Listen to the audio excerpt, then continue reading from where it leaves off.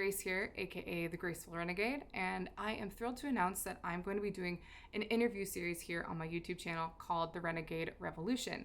I will be sitting down with people that I think of as kind of renegades in the ADV moto world who are doing very unique, cool, and exciting things that really just help our community as a whole evolve. First up, I have Kurt and Martha from Black Dog Cycle Works, two of the most awesome human beings I've met in a long time. And they basically talked to me about the legacy of the 16 years of running Black Dog Cycle Works, the durability of their skid plates and foot pegs, as well as what it takes to really keep things moving in the industry of creating crash systems that outlast a motorcycle. So I hope you enjoy episode 1. It will be up just after this short message. I've got so many cool things coming your way over the next few months, so stay tuned. Like, subscribe, comment below, and as always, live wild, ride free.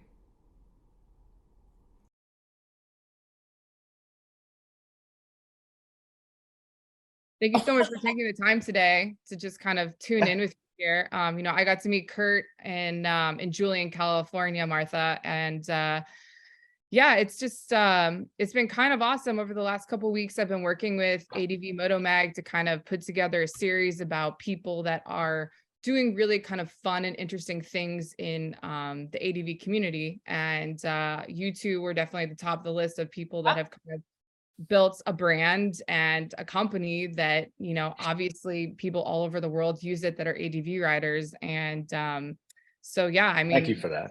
I'm top of the list. Very, very generous of you.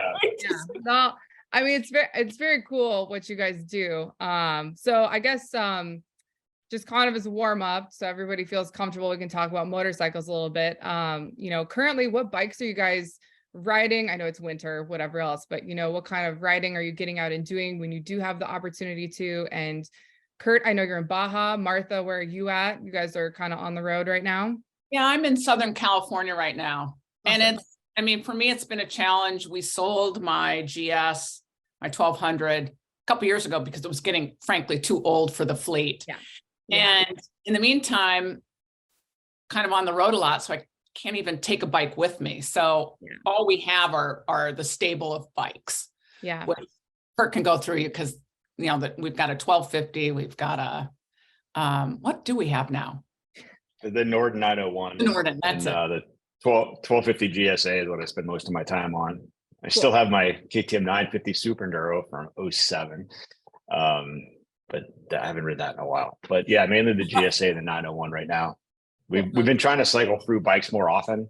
And the travel rig I have, it only fits 2 bikes. So that's what we've got right now. We've got the new 890 coming in probably next month. And I'm considering picking up the Aprilia Touareg 660. So those might be kind of in the works for the near future. So we'll see. Yeah, that sounds great. Have you been riding while you've been down in Baja? Yeah, some. Yeah. It's still pretty busy down here, but yeah, definitely gotten some riding in. Awesome. Cool. Yeah, did the Wyoming BDR last July on the 901, and that was a blast. That was like awesome. A perfect bike for that, and I'm looking forward to hitting that the Oregon BDR on that as soon as like the snow clears and stuff this summer.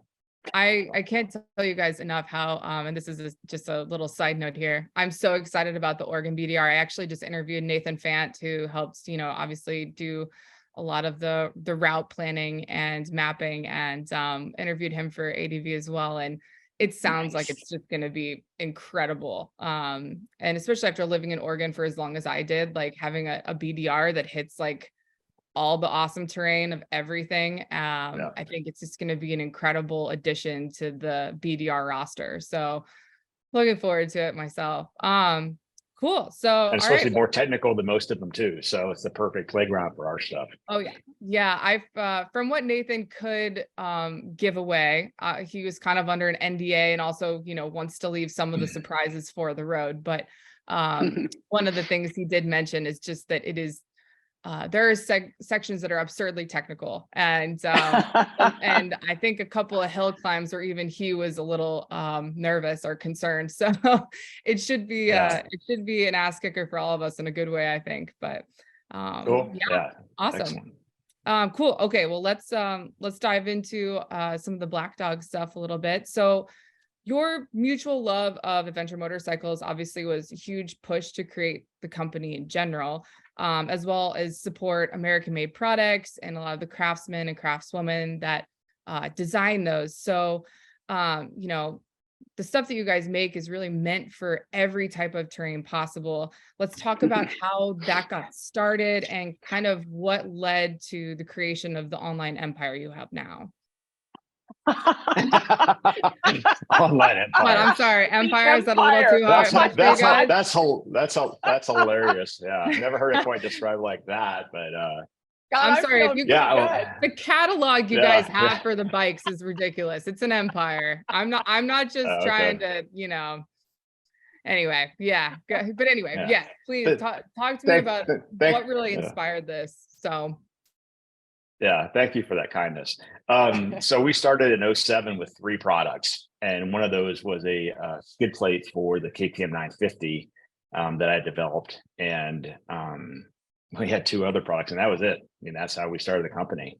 And we brought in other brands to kind of fill in, you know, and it was all stuff that I used and tested myself, and just products that I liked is the only thing we would carry. Like we wouldn't carry it unless, you know, I used it and thought it was a great product.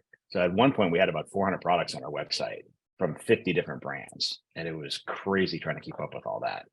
yeah. So as we expanded our own product line, you know, we cut back on what we carried from other companies. And now the only thing we carry is rigid lights, which complements the light mounts that we make specifically for a couple of different models. So, you know, as we expanded, you know, we started off with just mostly KTM. Our second skid plate was for this 950 Super Enduro that our friend Ned Cease was racing in the Baja 1000, and he needed a skid plate. So we went back and forth with him a few times trying to get something developed. And eventually I had a friend that had a bike that he wasn't using. So I bought it, got it shipped up from San Diego, and we got the skid plate done, like the prototype done just in time for the race. It was, but then in 09, it was kind of a fun story. In 09, then we expanded into the BMW line, and that was a big move for us. I mean, before that, we really just focused on KTMs. And I've been on BMWs. I got my first BMW in 1996. So I've been a fan of those for a long time, and that really transformed the business and took it to the next level with the BMW. Can I just say one thing? Just because Grace may not know Ned, but Ned is also he has double take mirrors. Yeah. So I have those on my bike. I'm a huge fan. Perfect. I swear by them. Yeah. So a lot of the development of people like Black Dog and Double Take, I mean, we are all big fans of each other and have watched each other grow our businesses. And it's like family. So Ned's still, you know, deeply a part of it. Absolutely. But I just, you know, those are side notes of what makes this whole community, meaning especially us smaller people, unique, is that we're big supporters of each other. We're not competitors, but we support each other. And that has made it really, really rich life for all of us, I think. Yeah, absolutely. I think that's the name of the game, I think, with the ADV community, is it's just a community. You know, whether you are a business or, you know, someone like myself who's trying to break into the industry, you know, and meet people, understand how everything works, go to rallies, all that fun stuff, you know, cat attack. I think it's, I have a 15-year-old cat who hangs out in the storage unit I live in my off days with me, and he's fun, but he doesn't understand what business is. Exactly. Yeah, I think the ADV community is just great for that in general, because it is a small community and everybody does kind of get by supporting each other. You know, you have the big brands that run a lot of things, but in general, how everybody stays afloat is just kind of reaching out, staying in touch, and working together. So that's really cool to hear about Double Take, because I love those mirrors. Right. I just love them. Yeah. So it's one of the first products I put on every new bike I get. Yeah. Sure. Right. Yeah. One of the things when Kurt was talking about it at the beginning of the company is that when we started carrying things, other brands, just to kind of build out a business, right? Because you have one skid plate and we had to add things. When Kurt would test things, we wouldn't have, like, if you go and look at, some people have created big stores and they'll have 5 different skid plates, 3 different crash bars, all this. Right. The approach we took was to be the researcher for the adventure riders. So it would be one product in that category, so that you knew if you came to Black Dog, this is what we were advising. Yeah, What's absolutely. Oh, the cat. This is what we would advise. Yeah. And so it's kind of that, and that's kind of how we presented it. And so that people knew that, oh, there's only one of those, that must mean that's what Kurt's riding on his bike, or that's what they recommend. Yeah. I mean, I guess this is almost more just a personal inquiry. I mean, I'm definitely a fan of having one solid product. You know, I think we kind of get overtaken sometimes by the amount of options you're given without really understanding what the need for the product is. So, I mean, how do you guys kind of deal with that? Do you really just try and stay focused on this is the one thing you need versus getting caught up in all these little, like maybe like a lighter wear skid plate versus like a hardcore one? I mean, I just feel like that could be an endless game of trying to, you know, have products, develop product, etc. I mean, it's really, I mean, we buy the bikes and we figure out what it needs. And I'm not going to make, 3 different types of skid plates based on what, and our products are not for everyone. I mean, we know that. So, but people know that they can count on our stuff and that, it's bomb proof and they don't have to worry about, breaking something if they've got our skid plate on there. So our rear racks are a lot thicker than most of them out there. They know they're not going to bend them. Our foot pegs are special aircraft alloy. We're not using the 6061 material, which we think is too brittle, and our pegs are not going to break. So it's just trying to offer the best of whatever each bike needs. That's how we come up with the products. Well, and the other thing is, if we try to make something lesser, it's going to dip into a market that a lot of people are playing in that aren't looking at the features that we want to do with our skid plates. We want them to be the best, period. Right. And so, to play in a lesser price range just doesn't make sense to us. Yeah. And we have customers that move their skid plates to like 3 different bikes. Yeah. They'll have their bikes, like the BMWs, they have such a long production run. They'll have the same model for 8 years. People wear out the bikes and will just move their skid plate to the next bike. So it's pretty cool to hear those stories from customers. Like my bike's worn out, but my skid plate's still good. So I'm just going to move it to the next bike. That's so awesome. I mean, one of the things I was actually going to ask is how you guys kind of keep up with the different motorcycle models and things like that. And, obviously, like, we get new things every year, but one of the things that is nice is sometimes when you do have a good design, like what you guys produce, you are able to keep the skid plate, even though, like you said, you wear through the bike first. But is that something that you guys have to be careful navigating sometimes with the newer models as they come out? Like how does that work? Yeah, for sure. I mean, like I said, if it's a brand new model, we typically buy the bike and do the development. Sometimes when they'll do some slight model changes and sometimes we get surprised, and the manufacturers obviously don't tell us anything about the new bikes, and they change this little piece, and like the header pipe on the T7, for 22, they changed the header pipe to meet the Euro 5 compliance, and now our skid plate doesn't fit. So now we have to come up with a new skid plate for that model, and that gets frustrating for sure. BMW did the same thing with the F850 GS. They changed the header pipe and we had to change our skid plate design. So it does surprise us sometimes, and we don't know until the customer gets one, or if we can get our hands on a new bike, we'll test it ourselves. But that's not always possible either, because most people don't want to give up their bike for us to test for things. And a lot of times the dealers don't have them. That they'll get one bike in. A lot of times they'll get like a almost like a not a pre-order, but they'll get like one bike in early and it'll be sold, and they won't get more for 6 months or 4 months or whatever. So it's definitely a challenge to keep up with it. Yeah.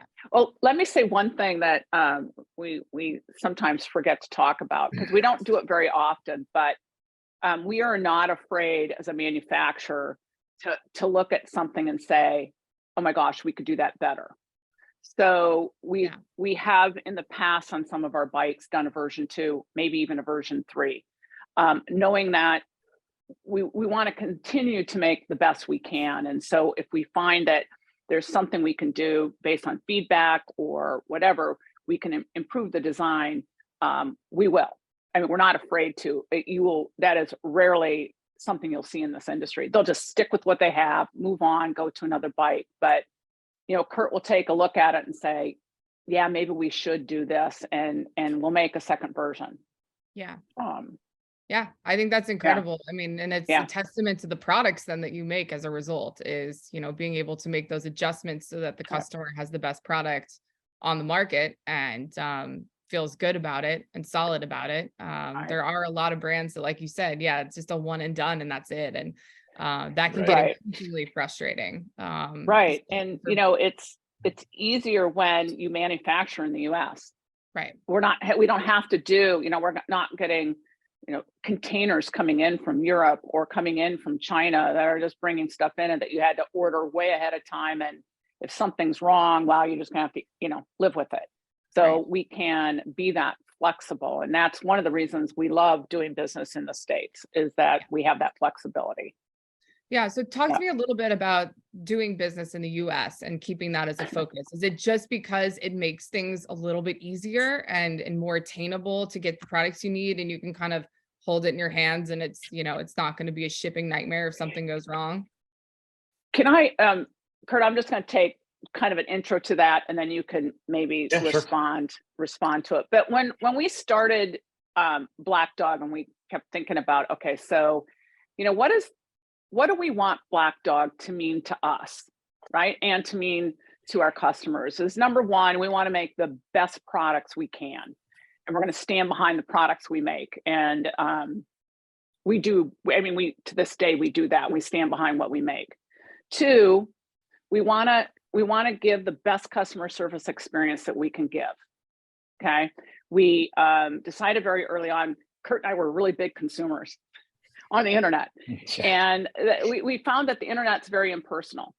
And knowing that we had to build our business on the internet because of the way, the market is, it's a smaller market, but it's worldwide, that we wanted it to be a personal experience. Mm-hmm. So they get a personal email if we're out of stock. We communicate. We actually answer the phone. We actually, send emails, all of that, because we want them to feel like they walked into the shop and they have that experience. And then they get to know us as Black Dog. So and then I think they feel that way often, that they know us. But the third thing was, it was really, really important for us to make the products in the United States because we knew we had that ability to make that choice. Yeah. And more importantly, we wanted it to be done locally.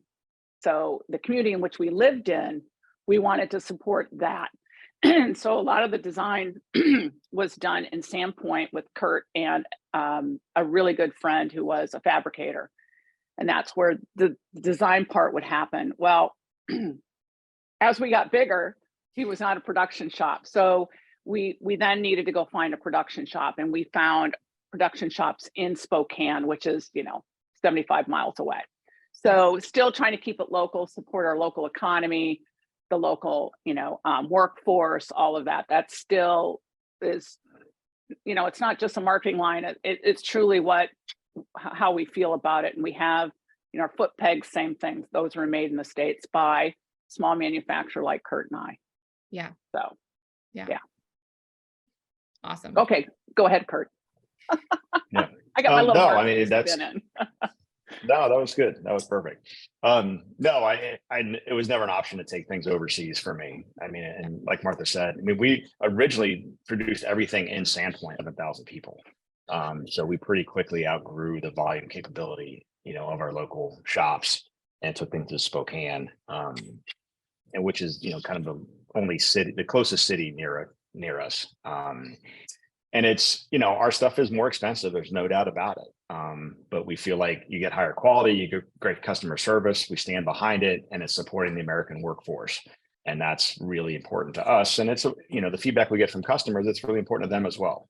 So it's we just feel like it's a win-win all the way around, and people are willing to pay for that quality, obviously. So we just had our 16-year anniversary a few weeks ago, so we feel pretty good about that. Awesome. That's super cool. I mean, and honestly, like you said too, like the quality thing is such a testament when you have people that run through the bikes before they run through the skid plates. Like, I don't think you can have a better slogan than that. And that obviously just demonstrates the quality of what you guys are giving the consumer. And especially when you're out on an ADV bike all the time, it's obviously very important. I mean, skid plate is kind of like probably one of the first things other than double take mirrors we put on the bike. Right, for sure. But, well, the feedback we get from our customers just, it blows us away. And we get almost embarrassed. Like, people just go on and on about how, our skid plate saved their bike or it saved their ride. And they didn't, they thought for sure they're gonna be broken down 50 miles from the closest pavement. And, they hit something huge and they got offline or whatever. And, they looked at the skid plate and there's like a little nick on it. And they thought their engine would be destroyed. And they're like, oh, I guess I do get to ride home now. This is a great day. and it's a gift. It is. It makes our day to get that kind of feedback from customers. And then for people to take the time to send us that feedback we so appreciate it. And it's just really warms our heart, to get that, because everyone's so busy these days, Yeah, no, absolutely. It's amazing and you can they see, do that. I mean, on your website, I was even flipping through it. You can see a lot of the people that just love the products you guys make. And, obviously how I even came into contact with you, Kurt, was through Justin Edelman, and his whole thing was just like, you got to meet this guy. Like, the stuff he makes is so awesome, and so this kind of goes with ADV and being a smaller business. Like, a lot of this stuff sometimes can be word of mouth too, but the minute you hear about anybody that makes something that is, kind of top of the line and really, especially durable for when it comes to crash systems, it starts to spread fast and people love you. So it's obviously been really cool to hit 16 years and have that milestone. It's very cool, you guys. I appreciate it. Thank you. So do you think, this is also, again, just me, do you guys think the skid plate is the most important crash system? What do you think is like the one thing you can't live without on a bike? It kind of depends on the bike and the design itself. It depends on how vulnerable things are. If you're going off road, to me, the skid plate is usually the first thing that has impact. Crash parts are usually the second thing, but sometimes people don't think about like radiator guards. And we actually just got an email from a customer yesterday who put our radiator guards on his 1200 GS like 6 or 7 years ago. And he was doing some maintenance. He decided to take the whole bike apart and clean it. And he said there was not one fin that had the slightest little dent in it because he was on our radiator guards. And he was shocked. He's like, I've been riding this thing off road most of the miles. I think he had 40,000 miles on that particular bike. And again, he had moved the parts over from his last bike to this one. And he couldn't believe the shape, the condition that the radiator guards were in. He was blown away. And he's like, how are those fins are so easily damaged or dented or whatever. But the skid plate is certainly, the key component, we think. Well, and I think it's always the first design element that Kurt does is to look at the motor, right? Because the motor is the most expensive thing on that bike. If it's going to get damaged. And so, it's going in and looking at what is the current design, and then looking at the frame and looking at how can we improve on that. And then that's kind of how it starts. So it literally, the first thing you look at though, right, Kurt, is the skid plate. And for the big KTMs, they have, since the first 950, they've had what I consider a design flaw where the kickstand is attached to the motor. So if you hit your kickstand on something, it can crack the case. And they've continued that to 950, the 990, the 1190, then the 1090, then the 1290, and even the new 1290, all have that same kind of design. And they've actually made it worse by putting the side stand on a longer bracket, which gives you more leverage if it's hit. So with those skid plates, we've integrated a relocation kit with the skid plate design. So it's basically two products in one, because the skid plate's really important, but that side stand, getting that off the motor, is vital too. So it just depends on the bike. Yeah, for sure. Well, and the other one that I think is really big with you guys is the foot pegs. Can you just Yeah. explain, because so I ride a Honda CB500, and the foot pegs that were stock on my bike as a 2021 were some of the worst things imaginable, as you can probably guess. Very slippery, not meant for an ADV rider. I obviously changed that. Was a quick change out for me, but talk to me about why that's super important for you guys too. Is it just because obviously when you're an ADV rider, you're standing on the bike, you've got a lot of movement back and forth. So was that just kind of that idea of making it more comfortable and more safe for the rider? Is that why it kind of became a focus? It is. So it's about controlling the bike. It's Yeah. about the comfort. And then it really reduces the fatigue as well. So, I mean, if you're up on the pegs all day and then you're on a smaller peg, we had some guys that were tour leaders for Rawhide, and, they're doing 8-9 days on the Continental Divide. And the only thing that hurt at the end of every day was their feet. And it's very fatiguing, going through that and having that kind of pain for a trip like that. And they started using our pegs, and which they purchased, by the way. We didn't give them out, but and I mean, I was getting so many emails at the end of their first trip, and they're a game changer. They make all the difference. I can control the bike better. I'm more comfortable, and I'm not tired. So it changed the whole trip because they don't have any fatigue now, where before it was just coming from their feet. And it's funny because the control part of it, our motto is, and we've heard from customers, I don't think we even made this up. It came from a customer. It's adding power steering to the bike, because you have so much leverage and you can really move the bike around well. And it's so much more comfortable to stand up on. Yeah. Most of our models are a half inch lower than stock, so it gives you a little more leg room as well. And then the bottle opener on the bottom is a popular feature too. It's kind of handy. Of course it is. Just because we can, right? Why not? Right. I mean, at the end of the day, there is nothing better than having a beer. I'm sorry. It's just, I appreciate that addition. That's brilliant. Right. Yeah. Thank you. Cool. Yeah. I mean, all I can say is, obviously I'm new to hearing about you guys and knowing kind of what you do within the industry, but it's kind of fascinating to get to learn about obviously all the parts that go into this. I mean, as the owners of Black Dog, talk to me about how you feel you're going to kind of do things moving forward, kind of stay where you're at. What do you think is changing about the ADV industry that you guys are in turn kind of shifting around and doing yourselves? So, I mean, obviously there's a lot more bikes coming into that market. And that's a challenge for us, because I mean, we want to buy the bikes because that's the only way we can really truly develop the products, for them. So, that's a little bit of a challenge. We're a little selective about, what models we really want to go after. So we don't have anything for the CB500. And we look at kind of that's a less, unfortunately. So I mean, it's nothing against that bike. It's just we look at that bike and some of the less expensive bikes in that category, and those people are not going to pay $400 or $500 or $600 for a skid plate, and they're probably not going to pay $250 for a set foot peg. So that's part of the reason we stay with the upper tier bikes, because I can't make a $69 skid plate. And that's what some of the people want to pay. And that's just, we make our stuff in America and it's top quality. And like we talked about, they last a long time. So, we have to kind of stay in the market where we think people will, be willing to buck up the money to buy our parts. So, but we're always watching the market and see what the new models are, what new models are coming out and what we want to go after. I mean, we really stick with our core products, skid plate, foot pegs, rear rack, we've got lighting kits, a few other protection pieces, but, we don't want to be a colossal company. I mean, that's not our goal. No. We just want to make the best products for, the bikes that we can service and go from there.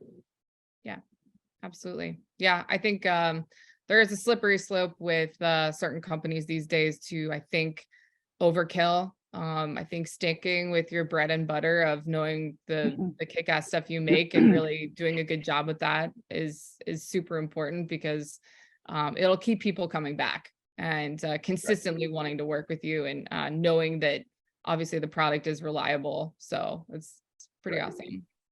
I think Yeah. one of the challenges has been, and Kurt can speak better to this, but as the Japanese manufacturers have tried to bring adventure bikes back into their line, is following that, number one, what is the popularity really going to be? And number two, the challenges have been that unlike BMW and KTM, they've stuck with their model for 7 to 8 years. That like with the Africa Twin, it came out and the next year everything didn't fit because Honda decided, oh my God, we're going to just do this and we're going to move it. Well, so it makes it really, really challenging for us to then say, okay, so if they come out with a new bike, do we try to get ahead of it, or do we really wait and see? I mean, so that's the kind of fine dance we have to do, where the bread and butter being BMW and KTM, we know historically how they run their business, and not as much for new manufacturers. So, there'll be a lot of talk about is it Touareg? Is that what you called it, Kurt? Aprilia, Touareg, yeah. Right. And we'll keep an eye on it because we know the brand Aprilia is a great brand. And is to see, there's a lot of talk always at the beginning of a new bike coming out. Everybody wants to talk about it, but then what is the true momentum? Right. And how many are really going to come into the States? Yeah. Because we still deal, when you export, you deal with currency differences and you deal with import tax and all of that. So while we ship worldwide, we really need to focus on this market, which is the US market. And so how many of those are going to come into the US market? Yeah. Well, those are not always easy numbers to get. Yeah. Manufacturers just don't provide those. So that's kind of a fine dance that we have to do when we're looking at other brands. Yeah, absolutely. And it is kind of a funny thing with the manufacturers. I mean, I remember, and obviously I was dealing with this because at the time I was working for a touring company, and when the 2022 CBs were coming out, trying to figure out when we could find one of those bikes, even just to go look at it and see if it was something we wanted to add to the fleet, was absolutely impossible. And so, I think it's very relatable that obviously what's here and what's kind of in front of you and doing well needs to be the focus versus trying to get caught up in everything that's getting popular on a global scale. Yeah. But we don't want to ignore it. No. We just need to follow it wisely. And that's kind of the approach that we take. Yeah, absolutely. we want to be smart about it. I mean, we bought the first Africa Twin that came out. We actually developed a lot of parts for that bike, and 2 years later, nothing fit. And it just nothing. And then 2 years after that, they changed things again. So we can only chase stuff so much, and if they keep changing everything 2 years, then that's a whole lot of inventory to carry. Well, it's different bikes you have to buy. Yeah. And R&D. So you add all that up, and it's like, is this really worth it at this point? And absolutely. So, I think there was always a lot of talk about a new model and a lot of hype, but how many people actually go out and buy the bike, and that number's a lot smaller than what the hype would indicate.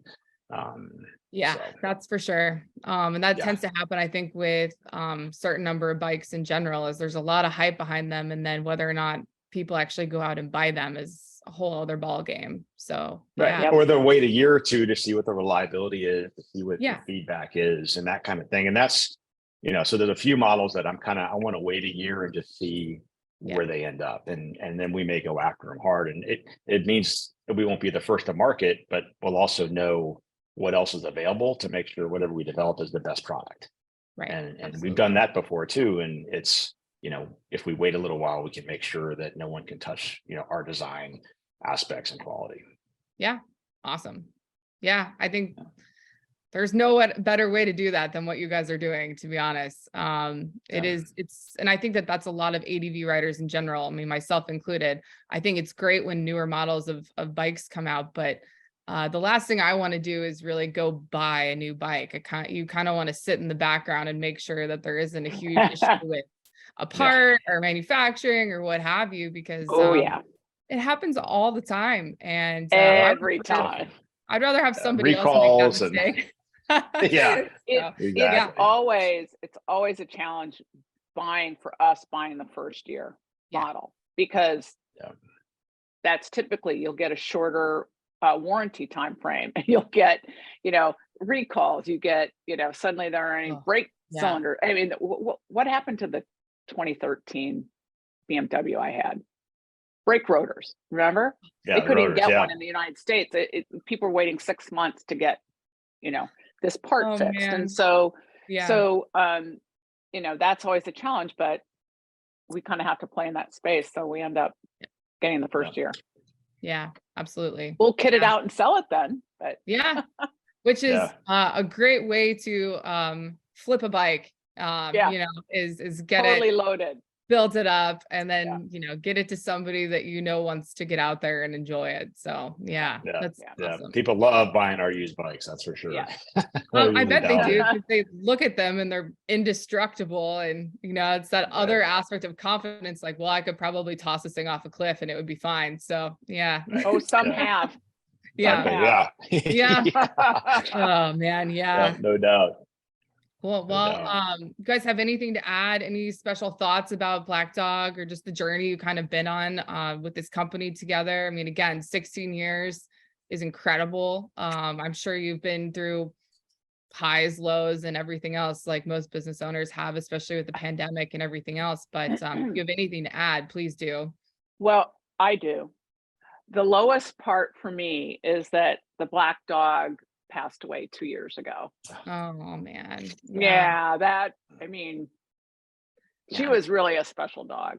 Right, Kurt? She would one rally we went to in Bend, and we used to like pick her up. I had a 990, so I had that one long seat. And we would pick her up, put her on the seat, and then she would sit and pose with people for photos. And I'm having a conversation with a customer. It's getting near dinner hour, right? And suddenly, literally, she runs and she jumps up on the bike and she just sits there. And I'm like, I've been lifting her up for like a year, trying to get her up on the bike. I mean, she knew what her job was. Yeah. Oh, for sure. She was so adorable. Really special. Yeah, she was special. She was very special. I would say the highlights for both of us has just been the connections and the friends we've made too, through the industry and the community. And we've met the most amazing people and just developed lifelong friends. And it's been a great ride, and it continues on. And just so many special people we've met and have become part of our lives and dear friends. And that very, very grateful for that, without a doubt. Well, and sometimes some of the friends I'm like, oh yeah. And people say, well, how'd you meet? And I'm like, oh yeah, you were a customer. You kind of forget, right? Because you've been you're friends first now. And then it was like 12 years ago. Right. Yeah. Oh, of course. So that's been really pretty special. I think that is like, especially with the ADV community, I've really only been a part of this community for, I'm closing in on 2 years, but it's still super new to me. And the amount of amazing people and just riders I've met, people at rallies, working and touring, doing this type of thing now. I can't believe how welcoming and humble and just happy to be here doing this everybody is all the time. I don't think I've ever found another community of people like that. It's so special. What I would say is it's a lifestyle. Yes, it is. Yeah. So because it's a lifestyle and we all share that lifestyle, right? We mesh, whether it's customers, competitors, whatever, we mesh because of the lifestyle. Yeah, absolutely. Once you love motorcycles, everything else kind of fades away. Right. Well, and I think it's the adventure rider community. It's a very special group of people, and it's just, everybody gets along and wants to help each other. And the other great thing about it is just the adventures that we've been on. Yeah. I've ridden to Copper Canyon and obviously Baja and all over the States. And I rode to Tuktoyaktuk on the Arctic Ocean and Alaska. I've ridden to Martha and I rode to Alaska and back in 2010. I rode up there in 2006 as part of the Alcan 5000 rally. Yeah. And we drove up with our rig in 2019, with a bike, and I went to Tuktoyaktuk and the Dust of Dawson rally, and like just so many adventures over the years. Right. It's been incredible. So The Oregon BDR will be the next big adventure. I can't wait. Yeah. Yeah, I can't, man, I can't wait to, one, to ride it myself, but two, I think, loving Oregon. I know you guys love Oregon as well, but loving Oregon as much as I do, to kind of see the beauty of that state shine through for ADV riders just makes me so happy, because I mean, I spend so much time riding around that state, and every time I'd be out, I'd be like, how is there no one out here? How does no one know? I mean, there's aspects of even in the southeast part of the state that's super barren and remote. You just wonder how ADV riders especially aren't out there having the time of their lives all the time. But we're getting there. BDR is coming. Yeah. So. And they've released the route in 3 days, February 4th. Yeah. So yeah. When I talked I'm anxious to see what the route looks like. We're a major sponsor of it, and I don't even know what the route looks like. So. Ooh, awesome. Oh, that's going to be great. I'm waiting like everyone else. Yeah. Nathan was very funny. He was, we had to talk because he has an NDA up until the 4th when it's released. And we've had to have a couple of conversations of like, anything we talk about cannot be released until after. Off the record, right? Because it's a big deal, so. Yeah, no, for sure. Right. Yeah, but cool. Well, awesome, you guys. Thank you so much for your time today. I appreciate it. Yeah, thank you. Nice getting to know both of you a little bit better. Are you guys going to be, what rallies are you thinking of hitting for the year? Do you have any kind of mapped out yet? Not sure yet. Kind of looking and seeing the timing. There's some stuff actually back east I'm thinking about. Cool. So we'll just see. Not really sure yet. And I think a lot of things haven't really been quite nailed down yet and announced. So for sure. Probably this month, I would think everything will be out there and kind of figure out what the route looks like.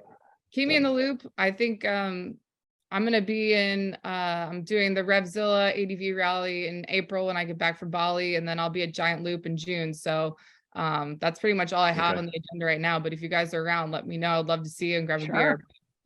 Excellent. It's been great getting to chat. Mix some more avocado margaritas. Yeah, awesome. Yeah. Oh my God. So nice. Those avocado margaritas are so good. I found those in a cookbook. Did you really? I had this cookbook, and it's like avocado margaritas. I'm like, hey, we're in Mexico. Let's try this. Oh my gosh. It sounds kind of gross, but we'll give it a shot. Oh man. Martha, we got done with a riding day. It was a kick-ass day when we were in Julian, and all the girls and I were exhausted. And Kurt just comes over and he goes, I have avocado margaritas for everybody. And we were just like, I don't think any of us loved anyone more in that moment. Like it was so perfectly timed. Oh, it was awesome. Those things are amazing. They are amazing. All right, guys. Have a great rest of your day. Talk to you soon. All right, you too. Good to see you. Nice to meet you. Bye.